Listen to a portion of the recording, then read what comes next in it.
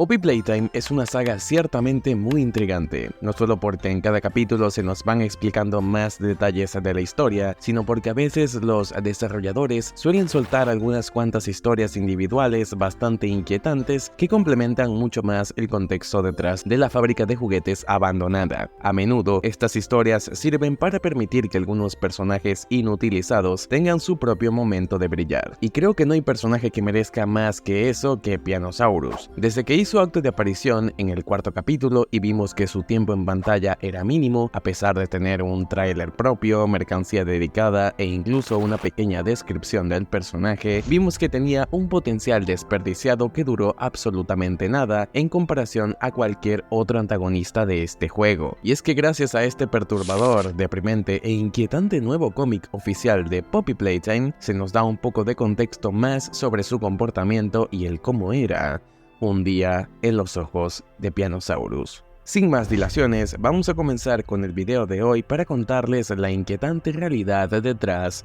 de Pianosaurus, el monstruo con la historia más triste de todo Poppy Playtime. Buenos días, tardes o noches, y empezamos.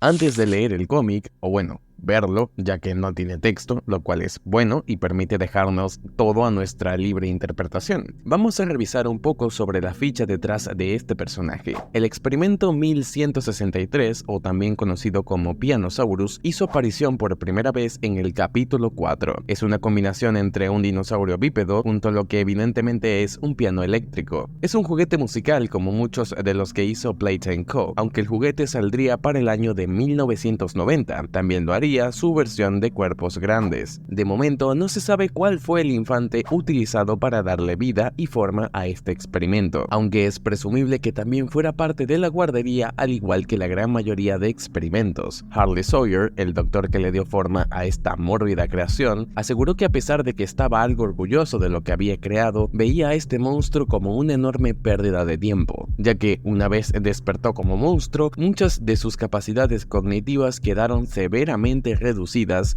y encima era incapaz de reproducir de forma eficaz sus notas musicales tal y como fue destinado a ser, siguiendo sus instintos básicos de supervivencia y comportándose más como un animal salvaje que como un monstruo pensante y obediente. Según sus palabras, no quería ni necesitaba a otro Boxy Boo, estimando que no sobreviviría ni una semana dentro de la fábrica y que solo lo utilizaría para hacer pruebas. A pesar de esto, Pianosaurus demostró ser absolutamente todo lo opuesto a lo que decía Harley, ya que no solo en este cómic se nos demostró que él genuinamente sí tiene la capacidad de pensar y sentir, sino que pudo sobrevivir al entorno hostil de la fábrica durante 15 años más. Es gracias a este cómic donde nos dan un poco más de contexto sobre el por qué es que actúa de esta manera tan errática. Y es que aunque Pianosaurus sí actúa bajo sus propios instintos de supervivencia, la verdad es que desde su punto de vista, él ve las cosas desde un plano de realidad completamente alterado, muy similar a como lo hace el Pyro de Team Fortress 2, pensando que absolutamente todo lo que hace, dice y escucha son cosas alegres y felices, pero en realidad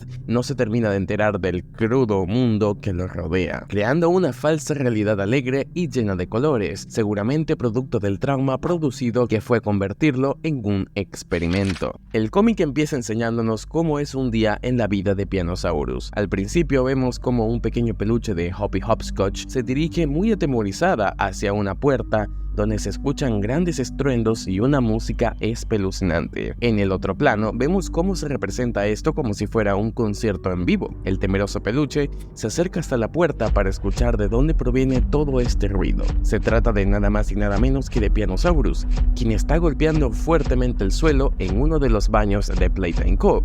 con sus enormes patas, mientras en su mente piensa que está dando un espectacular concierto. El peluche se le acerca, seguramente para pedirle que deje de hacer tanto ruido, y aunque parece que al principio Pianosaurus no la nota, este cuando lo hace piensa que es una fanática de él emocionada por verlo en el concierto. Sin embargo, sin previo aviso, Pianosaurus la toma de la pata, y en lo que él cree se trata de un acto hermoso en el que invita a su fanática a bailar en el escenario, lo que realmente sucede es que la azota muy fuerte contra el suelo, provocando que el pequeño peluche peluche sangre y muera prácticamente al instante. Dewey nota esto, quien en su mente piensa que se trata de un molesto policía. Seguramente, por lo que nos explica esta historia, no ha de ser la primera vez que ve a Dewey como un oficial de policía, ya que él se supone es el protector de los peluches. En su mente parece que le prohíbe hacer música, mientras lo que en realidad sucede es que se da cuenta del terrible acto que cometió Penosaurus sin querer, yéndose apenado y también cabizbajo, dejando atrás el cuerpo de Hoppy. Luego hacemos un salto temporal hasta el día presente, el mismo día en el que Player llega a la fábrica en el año 2005 para buscar qué pasó con los demás trabajadores. Este mismo día, Pianosaurus está caminando en el patio de la prisión de monstruos mientras piensa que se trata de un bello paseo en el parque. Lo vemos salir de una de las grandes puertas que conducen directamente hacia lo más profundo de la prisión, y mientras camina, vemos cómo en el panel se pueden notar a varios Nightmare Critters asustados escondiéndose de él. Incluso los Nightmare Critters, que sabemos son naturalmente más violentos y explosivos que los Smiling Critters, tiemblan de pavor ante la presencia de Pianosaurus, ya que saben que estar cerca de él es una muerte segura. No obstante, este alivio dura poco, ya que Pianosaurus logra encontrar escondidos detrás de unas cajas a un grupo de Nightmare Critters, quienes él cree le están pidiendo gentilmente que les dé un concierto exclusivo para ellos. Desafortunadamente, sucedió lo que todos nos imaginamos que sucedería.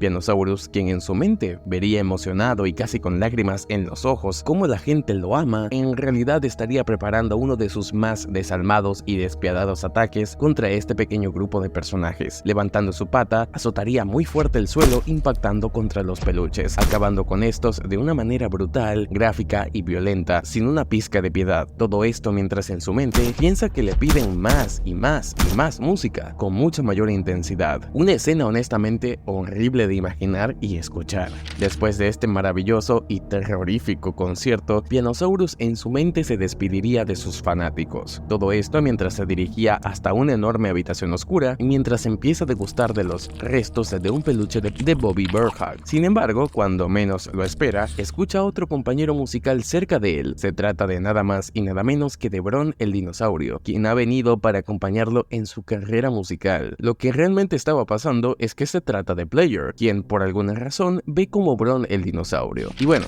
en esta parte sucedería lo que vimos en el juego, donde Dewey decide salvarlos, llevándose en su lugar a Pianosaurus para podérselo comer, culminando así su extraña y con la percepción totalmente alterada realidad. Es muy extraño que Pianosaurus nos vea a nosotros como Bron, pero es probable que sea así, ya que al ambos ser dos dinosaurios, seguramente pensó que se trataba de un antiguo amigo. En esta historia se nos da un punto de vista jamás antes visto para ningún personaje de Poppy Playtime. De manera muy similar a como sucedió con la historia de Bones Bunny, es bastante probable que esta sí fuera la historia de origen de este juguete, pero que al tener la percepción de la realidad totalmente alterada, le hizo creer que hacía cosas cuando en realidad hacía otras, algo sorprendente que ni siquiera el mismísimo Harley pudo haberse imaginado, subestimando las capacidades del pobre Pianosaurus. Lo que sí nos deja conclusa esta historia es el hecho de que Dewey pudo haber acabado con la vida de Pianosaurus, pero decidió no hacerlo. Parece que Dewey es bastante piadoso con todos los monstruos que hay dentro de la fábrica, incluso con aquellos que no tienen remedio, como él. Sin embargo, tomó la decisión de salvarnos y finalmente saciar su hambre, ya que solo de esa manera lograría salvar a los Smiling Critters que faltaban. Es interesante ya que nos muestra lo compasivo, pero a la vez inteligente que es Dewey durante esta historia. Además, nos hace pensar bastante si los actos de Pianosaurus eran realmente malintencionados, ya que este en ningún momento pensó que hacía cosas malas al momento de hacerlas, sino que se trataban de actos violentos que en su mente se interpretaban como acciones inocentes o dulces camufladas bajo un contexto de dolor, trauma y disociación de la realidad. Ciertamente Pianosaurus no es inocente, pero tampoco se le puede considerar totalmente culpable al ser este otra víctima más de muchísimos experimentos que los obligaron a hacer y pensar de una manera diferente a la auténtica. Es un contexto nunca antes visto en la fábrica y que me fascina que hayan profundizado. Pero dime tú qué opinas sobre este cómic. ¿Te pareció perturbador? Déjamelo saber abajo en los comentarios.